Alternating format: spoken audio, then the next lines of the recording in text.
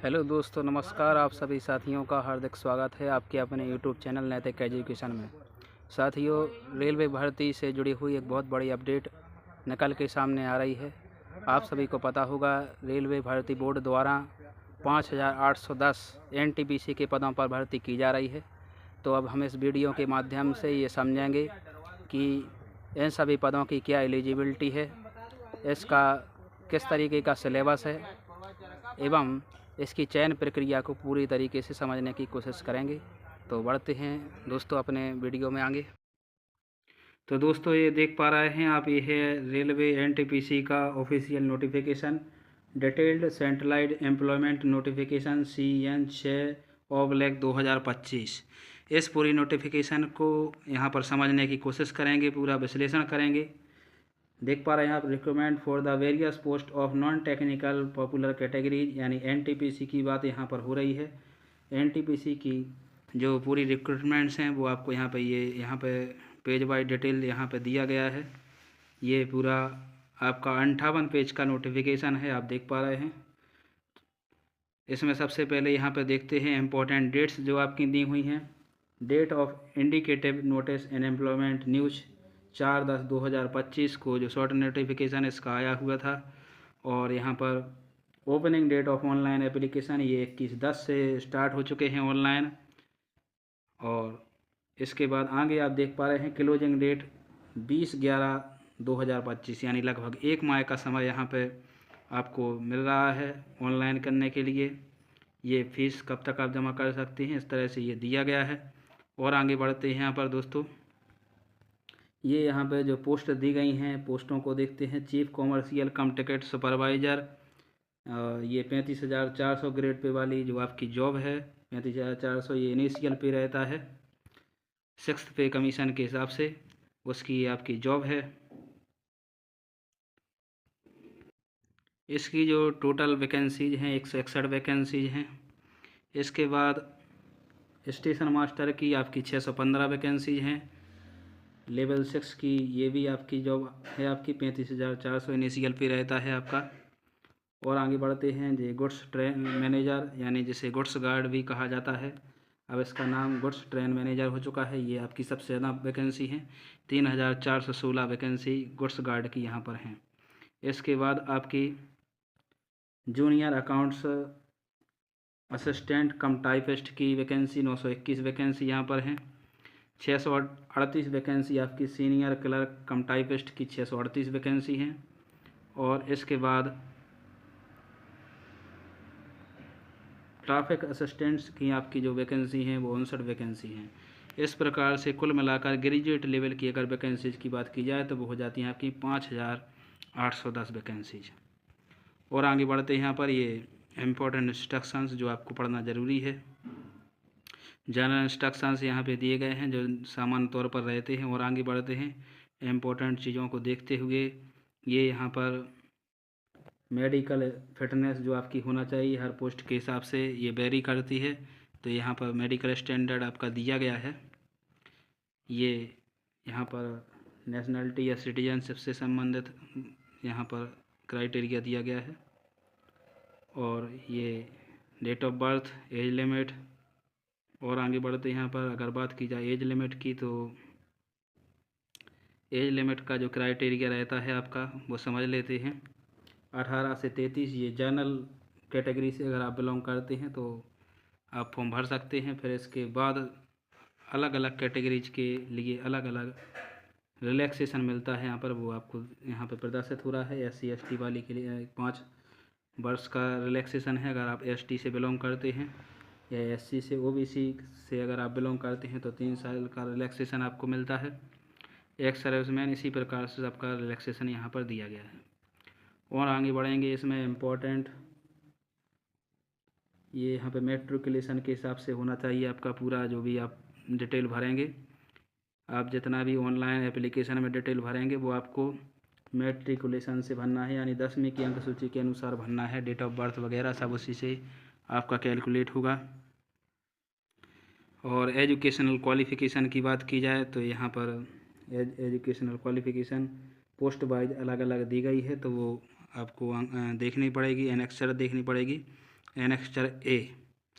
इसकी फ़ीस की बात की जाए तो यहाँ पर फीस आपकी लगेगी 500 रुपये। लेकिन अगर आप SC ST से बिलोंग करते हैं या PWD कैटेगरी से बिलोंग करते हैं या आप फीमेल हैं, ट्रांसजेंडर या EBC से बिलोंग करते हैं तो आपकी फ़ीस लगेगी 250 रुपये। और आगे बढ़ते हैं यहाँ पर, और आगे आप यहाँ पे देख पाएंगे रिजर्वेशन, वर्टिकल रिजर्वेशन, और आगे देखेंगे आप EWS से संबंधित रिजर्वेशन की यहाँ पे चर्चा हो रही है। ये हॉरिजेंटल रिजर्वेशन को से संबंधित पॉइंट्स, एक्स सर्विसमैन से संबंधित पॉइंट्स यहाँ पे आप देख पा रहे होंगे। और इसके बाद person with bench mark disability, उससे संबंधित कुछ पॉइंट्स यहाँ पे बताए गए हैं। Definition of specified categories, physical disability वाली किसी को है तो उससे संबंधित पॉइंट्स यहाँ पर बताए गए हैं। और आगे बढ़ते ही ये सभी वही पॉइंट्स चल रहे हैं डिसेबिलिटी से संबंधित हैं जो कि, और आगे बढ़ेंगे यहाँ पर रिक्रूटमेंट प्रोसेस। ये बहुत ही महत्वपूर्ण बिंदु जो आपके लिए ज़रूरी है। ये रिक्रूटमेंट प्रोसेस पूरी यहाँ पर समझाई जा रही है। ये online application through the any of website of the RRB, यानी RRB की किसी ऑफिशियल वेबसाइट से ही आपको ऑनलाइन करना है। इसके बाद आपका first CBT, recruitment process shall involve first CBT, first stage CBT यानी computer based test, second stage computer based test, और इसके बाद होगा आपका कंप्यूटर बेस्ड स्किल टेस्ट। और एक चीज़ और आपकी इसमें शामिल रहेगी, वो रहेगी कंप्यूटर बेस्ड एप्टीट्यूड टेस्ट ये। और इसके बाद होगा आपका डॉक्यूमेंट वेरिफिकेशन और मेडिकल। ये सभी आपके चयन प्रक्रिया में शामिल रहेंगे। अब ये पोस्ट के हिसाब से वेरी कर सकते हैं। जैसे गुड्स ट्रेन मैनेजर है तो उसमें आपका फर्स्ट CBT होगा और सेकंड, इसके बाद फिर आपका सीधा DB होगा और मेडिकल होगा, और कोई स्टेज इसमें नहीं रहेगी। जैसे स्टेशन मास्टर है आपका तो आपका फर्स्ट और सेकंड CBT आपका इसमें इन्वॉल्व रहेगा। इसके बाद आपको CBAT देना पड़ेगा, और CBAT ये सब मेरिट कैलकुलेट होगी CBAT की, और इसके बाद फिर आपका DB और मेडिकल होगा। इसकी प्रोसेस आगे समझाई गई होगी, इसको देखेंगे ज़रूर। आगे बढ़ते यहाँ पर आपका CBT 90 मिनट का होगा, और 100 क्वेश्चंस का CBT होगा। किस सब्जेक्ट से कितने क्वेश्चन रहेंगे ये भी यहाँ पे बताया गया है। 40 क्वेश्चन रहेंगे आपके जनरल अवेयरनेस, यानी जैसे आप सामान्य ज्ञान कहते हैं प्लस करंट अफेयर्स, दोनों को मिला करके 40 क्वेश्चन यहाँ पे रहेंगे।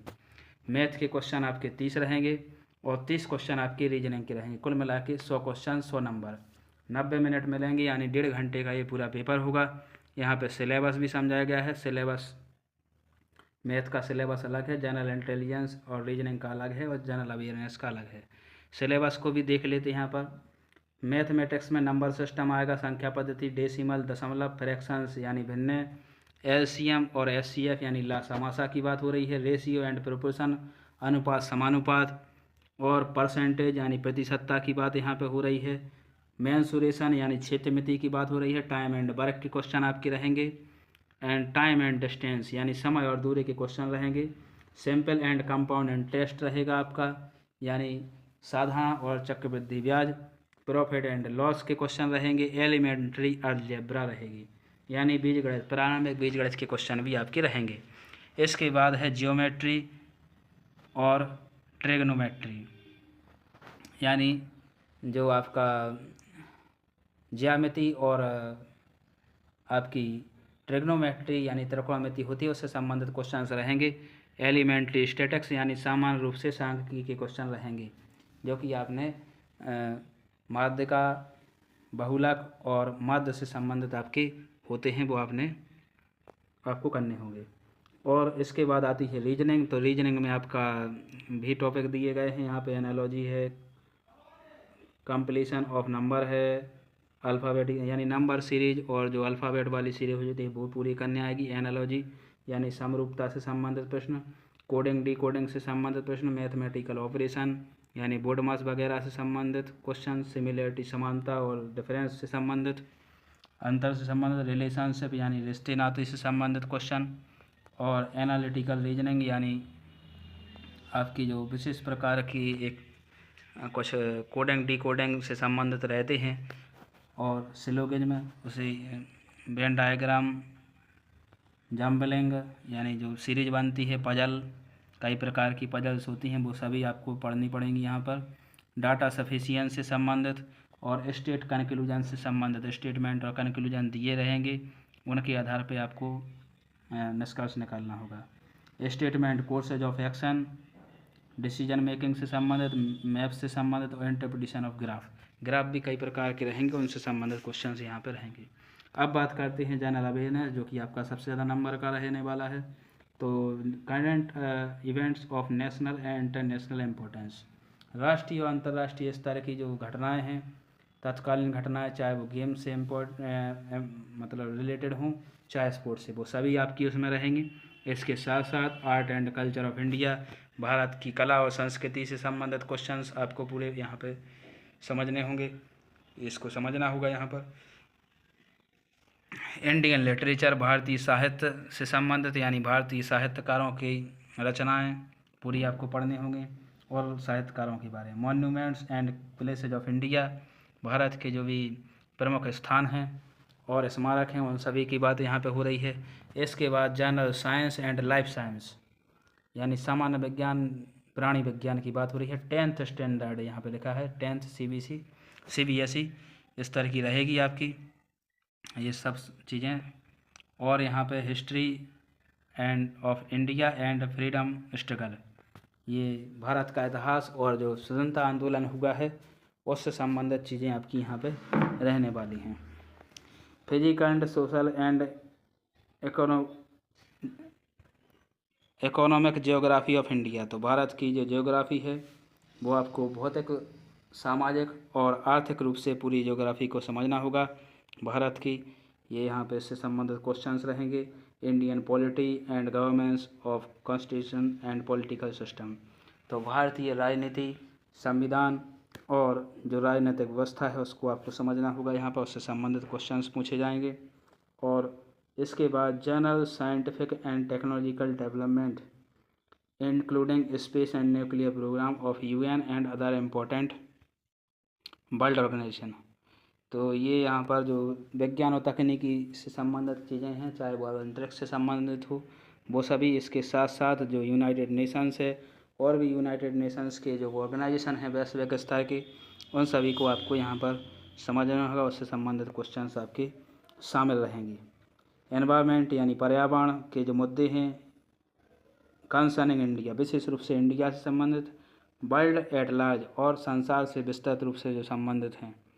बेसिक्स ऑफ कंप्यूटर, कंप्यूटर के भी कुछ बेसिक क्वेश्चन रहेंगे, कंप्यूटर एप्लीकेशन के रहेंगे। कॉमन एब्रीविएशन भी रहेंगे, संक्षिप्त रूप जो आपके होते हैं।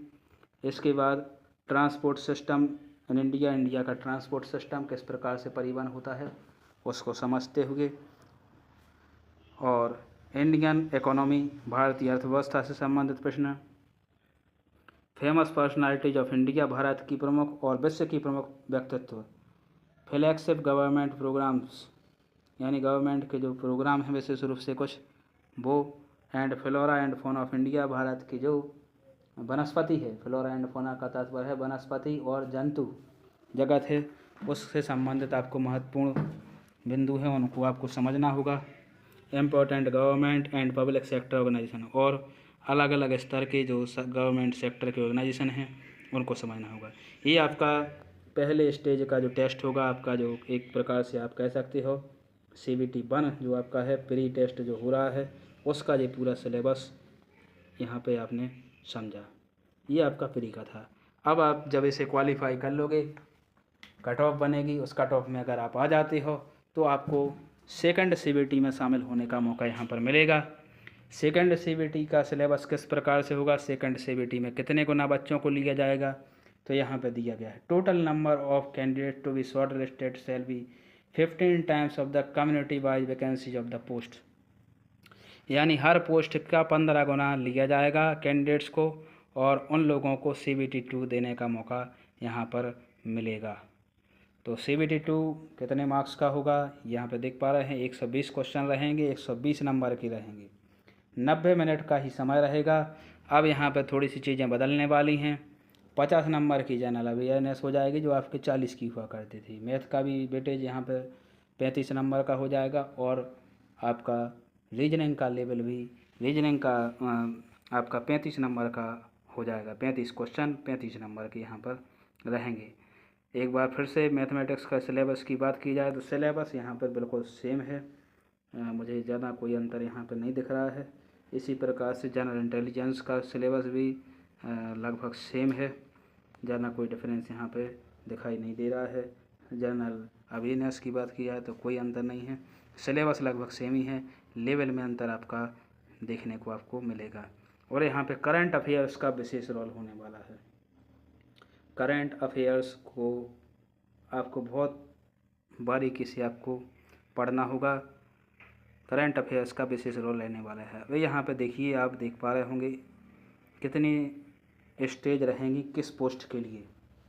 देखिए तो आप देखिए, गुड्स ट्रेन मैनेजर यानी जैसे गुड्स गार्ड भी कहते हैं पॉपुलर नेम, इसमें CBT 1 होगा, CBT 2 होगा। ये सब के लिए कॉमन है, यहाँ पे लिखा है। चाहे आपका गुड्स ट्रेन मैनेजर हो, चाहे आपका सीनियर क्लर्क कम टाइपिस्ट हो, चाहे आपका जूनियर अकाउंट्स असिस्टेंट कम टाइपिस्ट हो, चाहे आपका चीफ कॉमर्शियल कम टिकट क्लर्क सुपरवाइज़र हो, स्टेशन मास्टर हो या ट्रैफिक असिस्टेंट हो, सभी के लिए कॉमन है ये 2 स्टेज हैं, यानी 2 पेपर्स आपको देने हैं।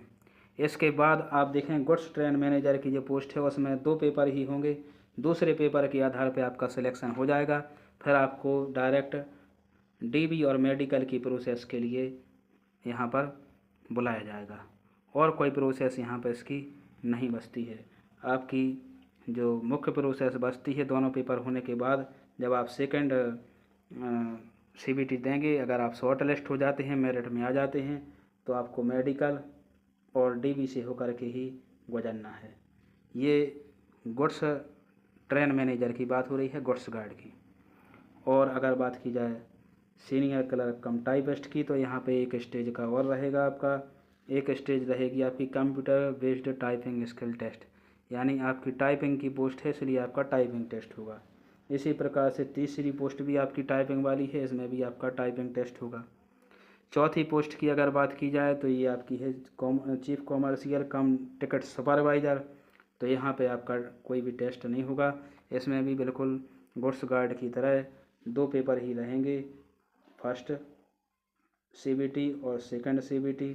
इसके बाद अगर आप शॉर्ट लिस्ट हो जाओगे इस पोस्ट के लिए, तो आपका DB और मेडिकल के लिए आपको बुलाया जाएगा। इसके बाद आगे बढ़ते हैं। स्टेशन मास्टर की बात की जाए, स्टेशन मास्टर में जब आप सेकेंड स्टेज से शॉर्ट लिस्ट होते हो अगर इस पोस्ट के लिए, तो आपको CBAT से गुजरना पड़ेगा, यानी कंप्यूटर बेस्ड एप्टीट्यूड टेस्ट जो होता है आपका ऑनलाइन, उससे गुजरना होगा। ट्रैफिक असिस्टेंट में भी इससे गुजरना होगा।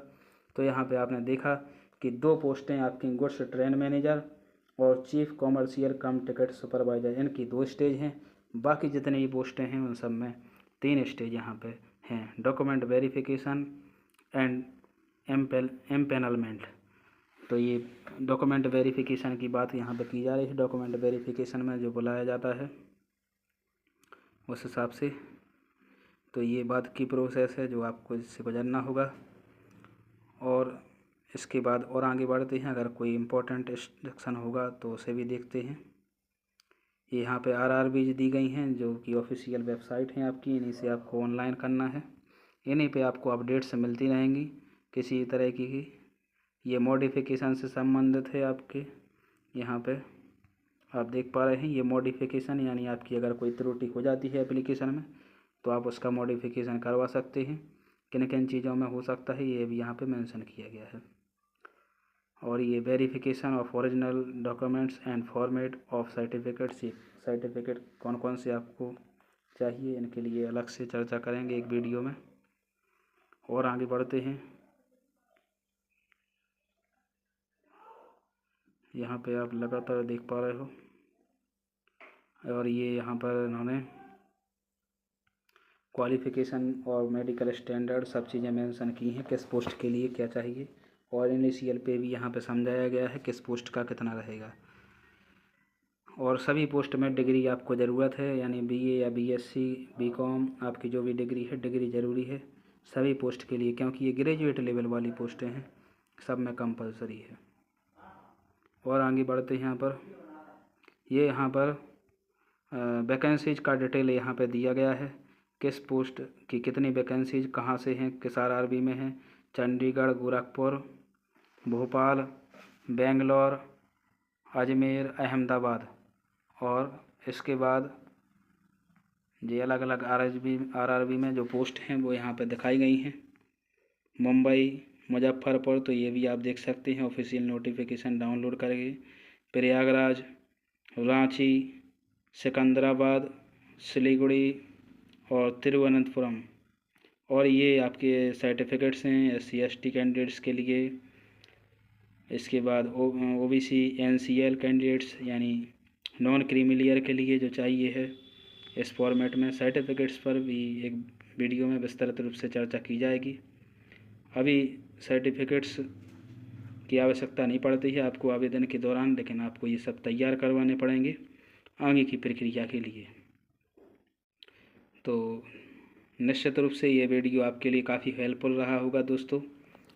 तो आज के इस वीडियो में इतना ही। अगर आपके मन में कोई डाउट या आपकी कोई क्वेरी है तो आप कमेंट्स ज़रूर करें। तो मिलते हैं दोस्तों अगले वीडियो में। जय हिंद, जय भारत।